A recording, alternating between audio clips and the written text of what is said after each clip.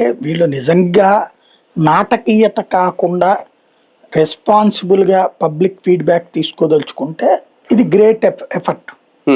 అప్పుడు వీళ్ళు ప్రతిరోజు అప్లోడ్ చేయాల్సినటువంటి అంశము, మేము ఇలా 100 ఇళ్లను అప్రోచ్ అయ్యాం, మనం ఇచ్చిన సంక్షేమ పథకాల్లో తల్లికి వందనానికి ఇంత పాజిటివ్ వచ్చింది, పెన్షన్లకి ఇంత పాజిటివ్ వచ్చింది, అలాగే నెగిటివ్ ఇట్లా వీటి మీద వచ్చింది అనే ఫీడ్బ్యాక్ ని తీసుకునేటటువంటి మానసిక పరిపక్వత అధినాయకత్వంలో ఉండాలి. అదే సందర్భంలో ఆ స్థాయి మ్యాటర్ గైడ్ లైన్స్ రెస్పాన్సిబుల్ గా సమాధానం చెప్పేటటువంటి శక్తి కార్యకర్తలో ఉండాలి.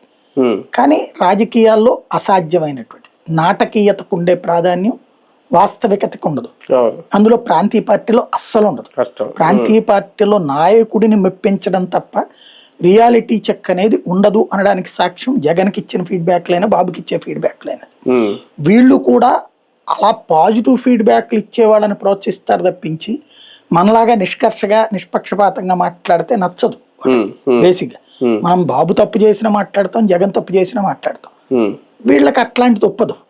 వీళ్ళకి వాళ్ళకి అనుకూలంగా ఫీడ్బ్యాక్ ఇచ్చే వాళ్ళే కరెక్ట్ అవుతారు. నాకు అవగాహన ఉన్నంత వరకు ఇప్పుడు జరుగుతున్నటువంటి యాక్టివిటీలో తల్లికి వందనం అందరినీ సంతృప్తి పరిచింది.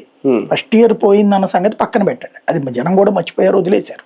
తల్లికి వందనం పూర్తి సంతృప్తిని ఇస్తుంది, ఎంతమంది పిల్లలు ఉంటే అంతమందికి. కాబట్టి ఎస్పెషల్లీ ముస్లిం సామాజిక వర్గానికి ఎక్కువ సంతృప్తిని ఇస్తుంది, వాళ్ళకి ఎక్కువ డబ్బులు వచ్చింది. 4 ఉంటే 4 20 అంటే 4